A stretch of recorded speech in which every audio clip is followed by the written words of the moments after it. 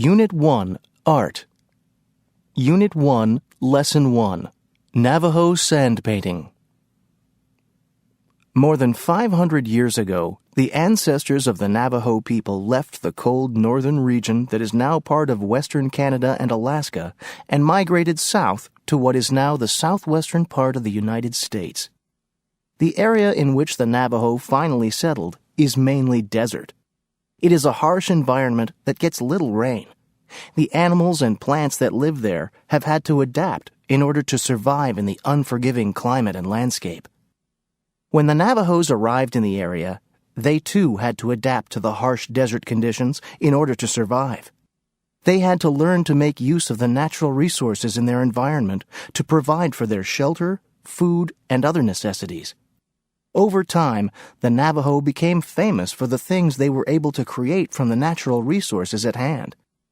One of the most famous Navajo creations is called sand painting. Most people think of a painting as a work of art.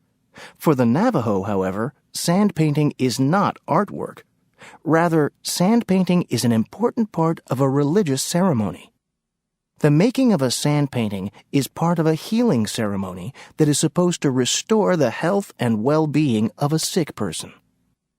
The only people who are allowed to create sand paintings are specially trained Navajo singers or medicine men and their assistants. A Navajo singer begins the process of creating a sand painting by collecting different rocks.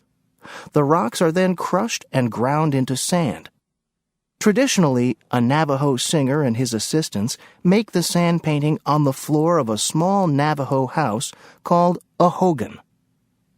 Working under the direction of the singer, the assistants take colored sand in their hands and drip it on the floor in a line. Using different colors, they slowly make a picture. The size of Navajo sand paintings varies.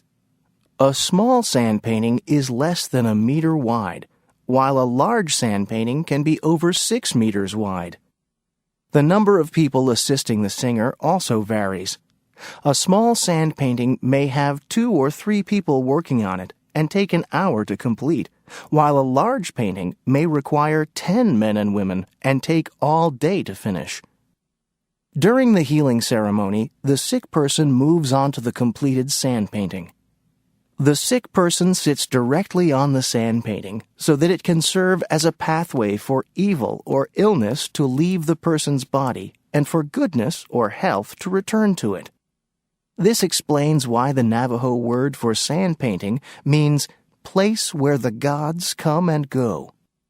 After the sick person has been treated, other visitors may go up to the painting and dab some of the sand on themselves so that the sand painting brings health and well-being into their lives too. At the end of the healing ceremony, it is imperative that the sand painting be destroyed. The Navajo believe that something terrible will happen if they fail to destroy a sand painting properly. So, in the reverse of the order in which it was made, the singer sweeps the painting away and returns the sand to the landscape. Navajo singers make their sand paintings from memory, and they always make the same pictures in exactly the same way. There are between 600 and 1,000 different pictures for sand paintings. At one point in history, there was one singer for every 150 Navajos. Today, the ratio is much lower, with one singer for roughly every 2,200 people. One reason for this change is the extensive training required to perform the duties of a singer. It can take as long as 14 years to train someone.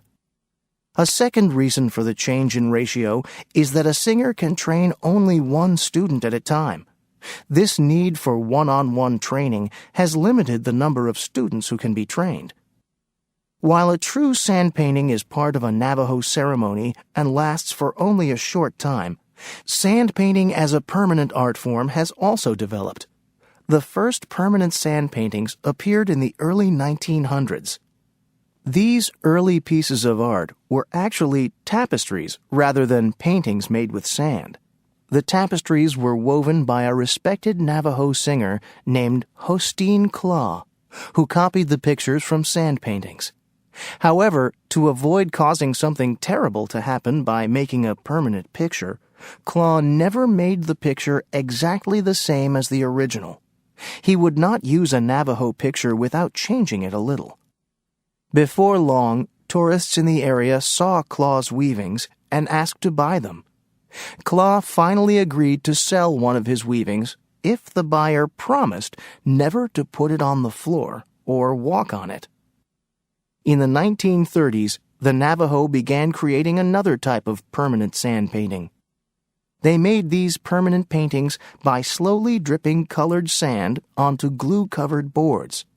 Today, these sand paintings are considered to be works of art rather than part of a religious ceremony. They are made by artists rather than singers, and they appear in art shows and in art museums. There is still controversy over the selling of sand paintings. Some Navajos say that sand paintings are part of their religion and should not be sold, but others believe that the artist's changes to the pictures protect their religious power.